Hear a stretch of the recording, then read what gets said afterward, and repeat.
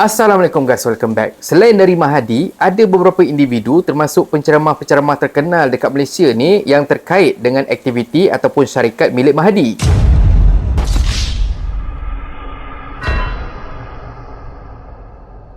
Kalau sebelum ni, kita ada cover berkenaan dengan Mahathir dan juga syarikat dia iaitu Auf MBZ telah pun disenaraikan oleh Suruhanjaya Security termasuk dekat dalam entiti-entiti yang kita kena berhati-hati disebabkan menjalankan aktiviti mengumpul dana awam secara tak sah. Lepas tu, polis pun ada juga keluarkan statement berkaitan dengan kegiatan Encik Mahathir ni, dan dalam masa yang sama, individu-individu yang terkait dengan Encik Mahathir dan juga syarikat dia ni alami tekanan yang sama juga bila kata ada netizen yang bongkar dan kupas aktiviti syarikat Encik Mahathir. Salah seorangnya ialah penceramah bebas Dr. Izhar.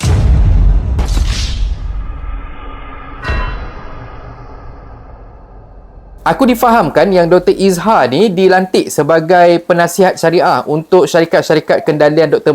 Mahathir pula, Encik Mahathir, dan terdapat aktiviti-aktiviti yang disoal ataupun menjadi persoalan bagi netizen. Sebagai contoh, kenyataan dari Facebook page Pseudoscience yang mengatakan Dr. Izhar ni terlibat secara tak langsung dalam skim Ponzi. Kata Pseudoscience, ini barisan para penasihat syariah kepada imam besar skim Ponzi iaitu Mahathir. Jika benar para penasihat adalah agamawan, mereka akan menasihati dan pastikan Mahathir tidak terlibat dengan sebarang unsur-unsur penipuan dalam perniagaan. Namun sebaliknya yang berlaku, terang-terang Mahathir menipu. Kankyo Energy yang belum lagi beroperasi telah pun membayar dividen kepada pelaburi. Saja nak bagi belakang tu macam rhythm sikit. Itu namanya skim Ponzi. Tu kalau tengok ada pula gambar Tuan Samsul Debat, aku dah lah minat dia punya ceramah. Tapi buat masa ni aku belum dengar apa-apa laporan polis yang dibuat terhadap syarikat Kankyo Energy ni. Makanya aku tak boleh nak cakap lebih pasal apa yang berlaku kat company tu. Adakah diorang ni tipu, betul-betul tipu ke, ataupun sebenarnya memang ada aktiviti yang sah yang berlaku dekat syarikat tu. Cuma dari sudut pandangan aku je lah kan. Kalau kata syarikat Kankyo Energy ni memang betul-betul berjaya mencipta ataupun menjumpai tenaga yang boleh jadi replacement untuk bahan api yang ada sekarang ni, ataupun jadi bahan api alternatif untuk menjimatkan penggunaan bahan api, aku nampak ada dua kesan dari pengumuman yang sebenarnya mampu untuk mengubah dunia ni. Yang pertama, sama ada founder tu memang akan betul-betul kaya kakao punya, dia punya aset dia mungkin berbilion, berpuluh bilion, mungkin beratus bilion, mungkin trilion. Ataupun yang kedua, engkau founder tu akan hilang tanpa dikesan, ataupun kalau kata last kali orang akan jumpa engkau ialah engkau tengah hanyut kembung dekat Sungai Kelang. Benda macam ni jangan buat main weh. Kalau kata memang betul kau dapat jumpa bahan tenaga yang mampu untuk replace bahan api yang ada sekarang ni, memang confirm engkau tak selamat sebenarnya. Sebagai contoh, macam ada satu berita yang pernah dikongsikan ataupun pernah viral sebelum ni, yang mana ada seorang individu ni berjaya cipta solution untuk gantikan bahan api yang ada dekat dunia ni, dan dia punya bahan apa yang digunakan tu memang sangat mesra alam, sangat menjimatkan, dan kita boleh dapat dekat mana-mana sahaja. Dan apa yang terjadi pada individu tu lepas dia buat pengumuman tu, tak lama kemudian dia dijumpai tak bernyawa dekat dalam rumah dia. Aku lupa apa nama orang tu, tapi insyaAllah kalau kata aku jumpa story dia, fakta dia, artikel dia, aku akan kongsikan dengan korang dekat channel ni. Okay. By the way, lepas satu desakan demi desakan yang diterima, Dr. Izhar ada keluarkan statement untuk menafikan apa yang berlaku sewaktu ceramah dia, yang mana ini kata Dr. Izhar. Berkaitan tentang viral baru-baru ni, tengok muka aku ada di situ. Dalam isu suami Heliza ni, saya ni berkenalan dengan isteri dia dah lama, daripada tahun 2010. Isteri dia ni sangat tegas nak memilih bakal suami ni, dia sangat jaga. Dia tak nak yang hanky-panky apa semua ni kan. Main perempuan, dia tak mau. Tipu orang, dia tak mau. Jadi, saya tak ingat bila, suatu hari tu, dia minta Mahathir ni jumpa saya, minta pandangan, nasihat. Dia kata, dari sudut hukum. Sebab dia memang tak tahu, bab-bab hukum dia tak tahu langsung. Asalnya memang dia bawa manual life tak saya. Manual life masa tu saya, Ustaz Fawaz, adalah 2-3 orang yang jadi diminta untuk tengok dan semak. Memang tak patuh syariah lah masa tu. Ada banyak produk-produk yang dia bawa, semua tak patuh syariah.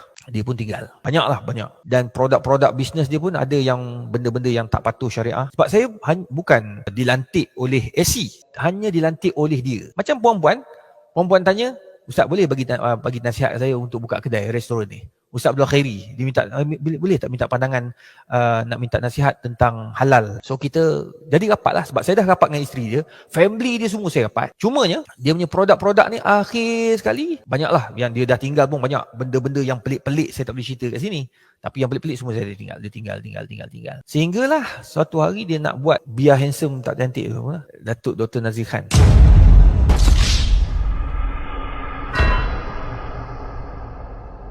Yang dia buat pelaburan tu kan, dia di bawah Tan Sri Vincent Tan.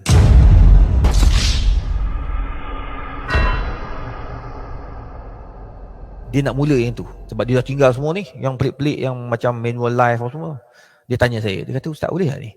Saya kata gini, kalau nak jadi ejen ke apa semua, pertama sekali mesti kena ikut apa yang SC dah tetapkan. Nombor dua, pastikan syarikat yang awak nak jadi ejen tu, dia ada panel syariah. Dia kena ada pegawai undang-undang yang bagi nasihat. Sebab saya tak ada kuasa. Yang ada kuasa mereka. Jadi syarikat tu yang nak bagi, nak bawa, nak ambil duit orang tu, nak buat pelaburan, dia orang ni ada tak penasihat syariah yang telah ditetapkan oleh Bank Negara, yang telah ditetapkan oleh SC? Ada. Pun bagilah nama syarikat sekian. Sebab masa tu dia bawah Tan Sri Vincent Tan. Dia kata ni bukan Islam, bawah tu ada penasihat syariah. Ada. Dia tengok memang ada lah, ada. Saya hanya kata okey, jalan berdasarkan apa yang telah ditetapkan oleh penasihat syariah masa tu. Lepas tu dia meningkat kepada syarikat yang kedua, EEB.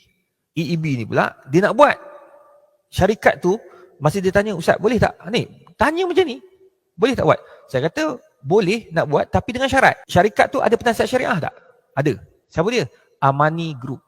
Siapa Amani Group? Pengurusi dia Tan Sri Dr. Daud Bakar.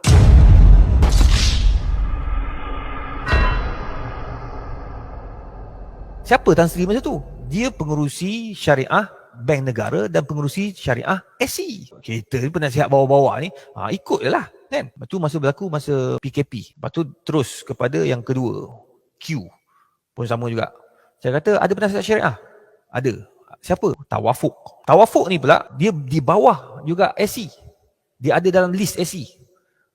Grup, bukannya seorang tau. Dia satu grup, satu badan yang akan pantau selia selama setiap tahun dia akan audit. Lepas tu pergi ke Kang Q. Ni yang bising-bising tu kan. Dia Kang Q dia kata, dia nak buat. Saya pun tak tahu. Sebab Kang Q dengan EB yang pertama tu sekali. Dia geng, satu kepala semua tu. Orang yang sama. Jadi yang Kang Q ni pula, dia kata, siapa? Saya tanya, siapa penasihat syariah dia? Sama juga Amani Group. Amani Group ni siapa? Tan Sri Daud Bakar. So saya kata, okey, kalau dia orang ni yang meluluskan, saya hanya boleh tengok, saya hanya boleh bagi nasihat. Nasihat dia ni, nasihat apa benda?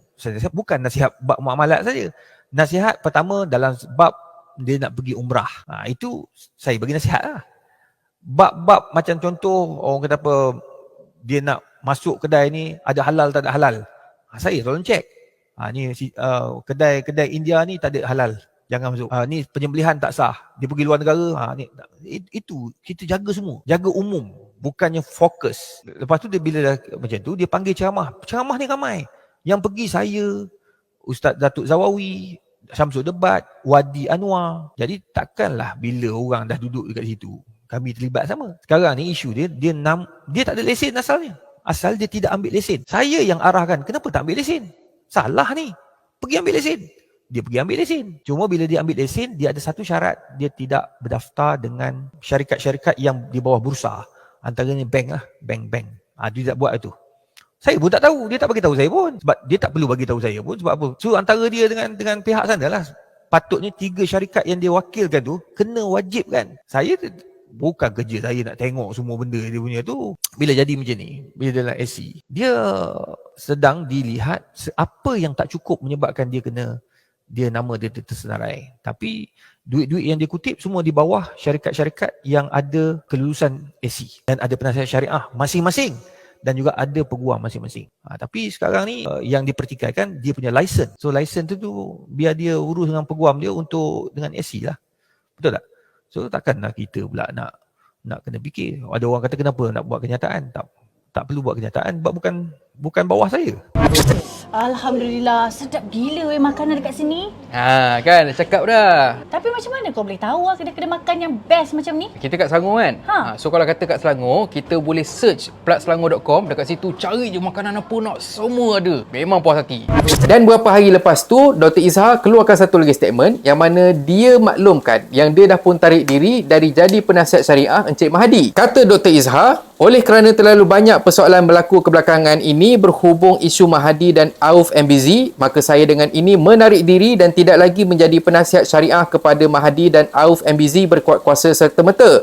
Segala persoalan syariah boleh berhubung terus dengan panel-panel syariah di bawah Suruhanjaya Security seperti Amani, Tawafuk dan Solihin. Pertamanya, Alhamdulillah. Memang itu satu langkah yang bijak, langkah yang baik untuk kita elakkan diri dari kita terlibat dalam perkara-perkara yang meragukan. Tak ada malu pun pasal benda ni, dan pada aku ini hanya membuktikan yang Dr. Izhar ada pendirian dan tak main-main dalam agama. InsyaAllah. Kedua, aku pun sebenarnya pernah kena benda yang lebih kurang sama, yang mana sebelum ni ada seorang individu ni, dia approach aku dan juga J Hunter, dan dia meluahkan hasrat dia untuk create satu team gamer, yang mana team gamer ni dia akan jadi influencer dekat Malaysia ni, dan idea ni nak dibuat sebelum kita kenal siapa tu Solos, sebelum kita tahu kewujudan FB Gaming. Belum wujud lagi FB Gaming waktu tu, tahun 2016, 2015, 2016 something macam tu. Dan lepas tu kita orang join dan kita orang pergilah cari gamer-gamer yang memang ada potensi. Sekali tiba-tiba kantoi pula founder ni scammer. Dan disebabkan aku ni orang yang manage gamer-gamer ni semua, dan aku memang berurusan terus dengan scammer tu, makanya aku dituduh bersubahat pula dengan scammer tu, sedangkan aku dengan J Hunter dijemput. Tapi memang malang lah nasib aku, sebabnya dah lah komputer company lama aku sendiri pun kena rembat dengan scammer tu. Lepas tu dituduh pula satu kepala dengan scammer tu. Dan ada sebahagian gamer-gamer ni semua dah padang serong dekat aku, sebabnya diorang ingat aku memang originally dengan mamat tu. So moral of the story, mungkin lah aku kata mungkin Dr. Izhar ni memang di-approach oleh Encik Mahdi ni untuk Encik Mahdi tanya pasal soal-soal perundangan, soal-soal apa syariah dan sebagainya, dan itulah apa yang dijawab oleh Dr. Izhar. Dan disebabkan diorang rapat, diorang kawan, jadinya dengan dia sekali terpalit dengan kontroversi-kontroversi yang melanda Encik Mahdi. Satu lagi contoh yang paling simple tu pasal Amir Idris lah. Korang tahu aku dengan Amir Idris memang brother lah, memang sahabat baik, memang kawan baik dan sebagainya. So bila kata si Amir Idris ni dilabel sebagai Wahabi, aku sendiri pun kena.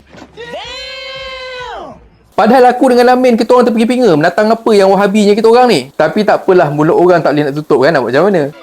Betul. Apa pun tak apalah, insyaAllah kalau kata ada update terbaru berkenaan dengan isu ni, aku akan kongsikan dengan korang. Dan akhir kata pepantun, tepi sungai ada rakit, rakit buluh bawah titi. Cakap benar walau pahit, bukan dusta, jaga hati. Dan kalau korang suka konten yang ada dalam channel ni, please consider to subscribe. Okay, so thank you very much for watching and have a nice day. Assalamualaikum. Assalamualaikum guys. YouTube ada fungsi baru iaitu Super Thanks. Siapa yang nak belanja aku kopi, korang boleh tekan butang Super Thanks kat bawah ni. Korang belanja aku RM6 je. Anyway, terima kasih sangat-sangat untuk sokongan korang. Assalamualaikum. Mantap Pak Bo. Oh, sakit.